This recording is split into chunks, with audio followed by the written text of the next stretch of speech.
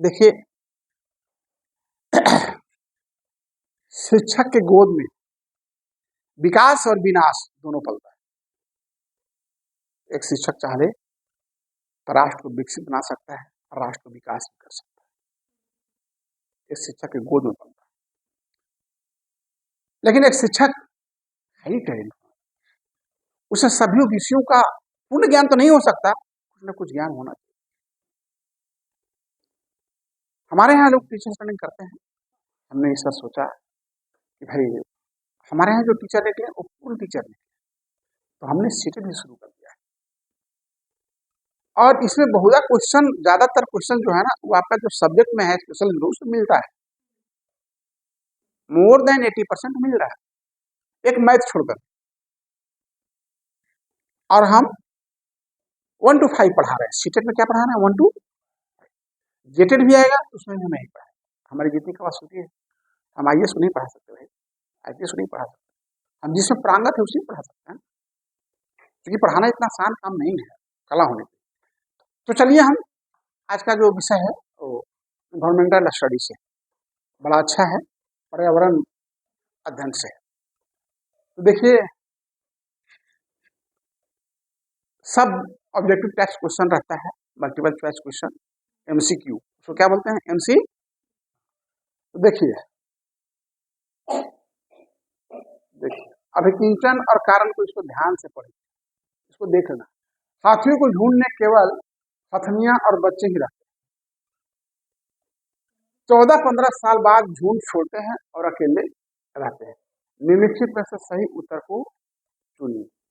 अभिकथन सही है किंतु कारण गलत है। अभिकथन गलत है किंतु कारण सही है।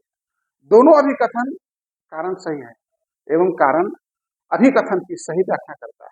दोनों अभिकथन तथा कारण सही है किंतु कारण अभिकथन की सही व्याख्या नहीं करती। पहले इसको ढंग से देखना होगा, इसको समझिए, तब उत्तर आ जाएगा आपको मन में। इसमें थर्ड पर 3 पर ध्यान दीजिए, तो हमें 3 सही लग रहा है। 3 देखिए, अंकित नहीं हो रहा है, इस पर ध्यान दीजिएगा। ऐसा बनाना होगा जो अंकित हो सके बताने में, ठीक है? 3 आएगा, 3। दोनों अभिकथन तथा कारण सही एवं अभिकथन की सही व्याख्या करता है, ठीक है? अब दूसरा क्वेश्चन देखिए, आइए। एनसीईआरटी की पर्यावरण अध्ययन की पाठ्य पुस्तक के अध्याय 4 खंड आम 12 महीने में आम पापड़ बनाने की कहानी, ताकि न सिर्फ प्रक्रिया और तकनीकी को बच्चे समझे बल्कि पकाने और संरक्षण को कौशल को भी सराहा सकें। राष्ट्रीय पाठ्यक्रम की रूपरेखा 2005 के अनुसार इस पाठ के माध्यम से ईवीएस पढ़ाने का कौन सा सामान्य उद्देश्य है? किसी वस्तु को बनाने में कितने श्रम की जरूरत होती है उसकी व्याख्या करना, प्रकृति परिवेश से किस प्रकार के विभिन्न वस्तुएं बनाई जा सकती है उसकी चर्चा करना, अमूर्त के स्थान पर अपने अनुभवों को पहलुओं से जुड़े अवलोकन एवं उदाहरणों की सहायता से समझ का विकास करना, आम पापड़ किस प्रकार से बनाया जाता है इसकी समझ विकसित करना। 2 नंबर होगा, दूसरा का 2 नंबर।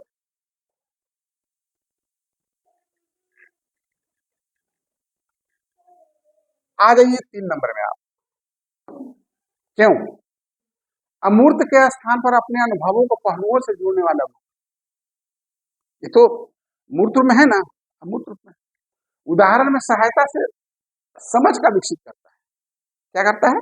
अपनी समझ का विकसित करना है। अब आ जाइए थर्ड में। थर्ड में क्या है? देखिए,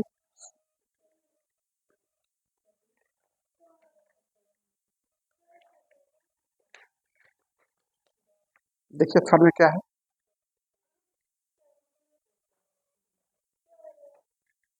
किस क्लास में पढ़ रही हो तुम बताओ? अब यहां से आ जाइए। मोहन कक्षा 5 का एक पर्यावरण अध्ययन का शिक्षक जुड़े अपनी कक्षा में निम्नलिखित गतिविधियों को श्याम पट पर लिखता है। अपने माता पिता और दादा दादी के समय पानी की उपलब्धता के बारे में पता करें और उसकी वर्तमान स्थिति में तुलना करें। उपरोक्त गतिविधि के लिए निम्नलिखित में से कौन सी सबसे उपयुक्त रणनीति होगी? भूमिका निर्वहन, परियोजना, चर्चा करना या साक्षात्कार करना। साक्षात्कार, साक्षात्कार, इंटरव्यू। क्यों? आप लोग पढ़ लिख लेते हैं तो पढ़ने लिखने के बाद क्या होता है? इंटरव्यू होता है, वाइवा होता है ना, उसमें सारांश निकाल जाता है कि आप कितनी जानकारी रखते हैं। उसमें कुछ भी पूछ सकता है, आपको शुरू का पूछ सकता है, अंत का पूछ सकता है, बीच का ही पूछ सकता है। ठीक है, अब 4 नंबर पर आइए।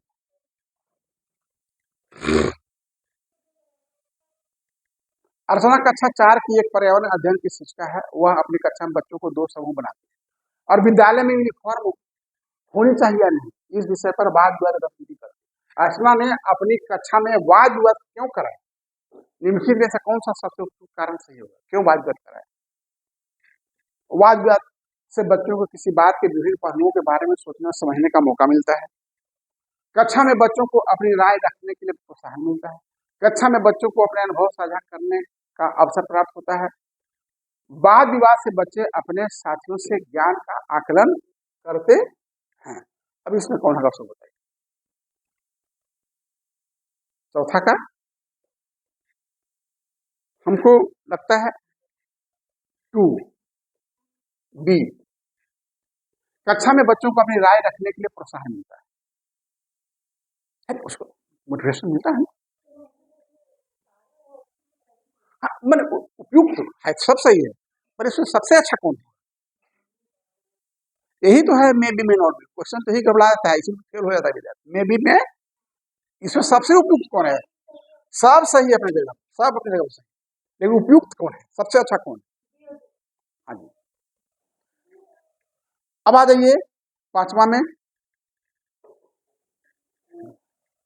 तो बच्चा विभिन्न कुशल कार्य जैसे खेती, दैनिक जीवन में उन्नति, विरासत बुजुर्गों से गुणों का वर्णन करता है। उपयोग कथन, सीखने का सूचक, दक्षता का कथन, सीखने के उद्देश्य, सीखने के प्रतिफल। अन्य यहाँ कहना है कि आपका बच्चा विभिन्न कुशल कार्य जैसे खेती, दैनिक जीवन में या उनकी विरासत में बुजुर्गों से वर्णन मिलता है कि खेती कैसे कैसे होता है। तो इसमें क्या होता है? इसमें सीखने का प्रतिफल मिलता है। यहाँ गलती है, सीखने होगा, ठीक है, सीखने का प्रतिफल मिलता है, चौथा होगा इसमें। ठीक है, अब देखिए 6ठा में आइए। बंगाल की खाड़ी पर समुद्र तट वाला राज्य केंद्र शासित प्रदेश निम्नलिखित में से कौन है? कौन सा है? पीछे जो होगा एकदम सही होगा भैया। बंगाल की खाड़ी पर समुद्र तट वाला राज्य केंद्र शासित प्रदेश निम्नलिखित में से कौन सा है? बंगाल के खाड़ी वाला बताइए। आंध्र प्रदेश है इसमें, है ना। अब आ जाइए क्वेश्चन नंबर 7 में। क्या है? आपके नॉलेज से, आपके हाँ एनसीईआरटी, एनसीईआरटी, एनसीईआरटी के प्रवचन अध्ययन के 5वीं कक्षा के पाठ्य पुस्तक में 15 गौरवगानिक उद्देश्य यात्रा का वर्णन करती है। यह पाठ्य निम्नलिखित कौन से थीम का हिस्सा है? देखिए, जिनको सीटेट करना है ना, एनसीईआरटी का बुक खरीदिए, क्लास 6 टू सीटेट रेडी। बाकी हम लोग पढ़ाइए रहे, मेरे पास है 6 से 12 तक के मैं एनसीईआरटी का सारा बुक खरीद के लिया। मेरे पास लाइब्रेरी में जगह, हम बड़े बड़े इंस्टीट्यूट में गए हैं लेकिन उनका लाइब्रेरी पूरा है, मेरा लाइब्रेरी रिच है, नो डाउट। हमें अब जगह बड़ा करना है, हमें जगह खोजना पड़ा, एक हमारी फीलिंग हो रही है, हमको जगह चाहिए, हमने काम करने को जगह कम पड़ रहा है। प्रयास में हूँ अपने जीते जे कहीं जीवन को हम अच्छा दे दें। तो इसमें जो है जरूर हम देखिए, गुरु सलाह दे सकता है, करना तो आपको होगा। School college is a guidance centre, पढ़ने का नहीं है, आप यहाँ पढ़ने थोड़े हैं, दिशा निर्देश लेने, ये मेरा सलाह है। पढ़ना तो सेल्फ स्टडी का बेस्ट है, अपने से पढ़ी उससे अच्छा कुछ हो नहीं सकता। लाइब्रेरी से किताब लाइए, सुबह आ जाइए 10 बजे, बच्चा के साथ कुछ बच्चों को, भाई प्रैक्टिकल मेन है, बच्चों को पढ़ाइए, कुछ देर कंप्यूटर का काम चलाइए, आईसीटी आपको पढ़ना है, और कुछ देर आप क्या करिए, सेल्फ स्टडी करिए, क्लास है तो क्लास में रहिए। यानी सुबह आप 10 से लेकर के 4 बजे का समय जीवन के रखिए, तब आप विकास कर पाइएगा। आपका अदरवाइज स्पेशल एजुकेशन में पूर्ण ज्ञान होना आपको 50% ज्ञान नहीं हो पाएगा, बहुत डेडिकेशन देना पड़ता है। आगे क्या है, हाँ इसमें आंसर बताया ना, कैमा है 7, 7 का आंसर बताया है, 7 का काम और खेल। इसके बाद 8 में आ गई, पर्यावरण अध्ययन की एक रचनावादी कक्षा में निम्नलिखित में से कौन सी क्रिया नहीं होती हुई दिखाई देती है। बच्चे सिर्फ जाने पहचाने सवाल हल करते हैं, बच्चे अवधारणा के बीच में नई नई कड़ियों को जोड़ने में अपना अनुभव उपयोग कर रहे हैं, बच्चे ठोस वस्तुओं पर क्रिया करके सीखते हैं, बच्चों के अनुभव को सम्मान दिया जा रहा है। कितना नंबर क्वेश्चन है, 8 नंबर। 8 नंबर में नंबर 1 होगा, बच्चे सिर्फ जाने पहचाने सवाल को हल करते हैं। आपको जो आएगा पहले जाने क्या आता है पहले लिखो बच्चे देखा जाएगा, है ना, हमारा पोता वही पढ़ेगा जो उसको आता है, दीक्षित हम कर लिया, और जो नहीं आता है छोड़िए ना, हम कर देते हैं ठीक बात। इसके बाद आइए 9 में, सिद्धि एक कक्षा 4 की शिक्षिका है, वह अपनी कक्षा में बच्चों को एनसीईआरटी के पर्यावरण अध्ययन के पाठ्य पुस्तक का पाठ 10 पढ़ाने के लिए सभी बच्चों को खेल के मैदान में ले जाकर कबड्डी खेल खिलाती है। खेल खेलने से पहले वह सभी बच्चों को इस खेल के नियम भी बताती है। शिक्षिका इस खेल को खेलने से पहले बच्चों को नियम क्यों बताते हैं, निम्नलिखित में से कौन सा सत्य कारण होगा, खेलने से पहले नियम क्यों बताती है? हाँ, हम पढ़ने से पहले क्या करते हैं, आपको सिलेबस पढ़ाते हैं, सिलेबस ही नहीं जानिएगा तो पढ़िएगा क्या था। इससे पहले सिलेबस उसी तरह से खेलने से पहले वह क्या समझाती है, इस पर चर्चा करिए। क्वेश्चन नंबर कितना है, 9।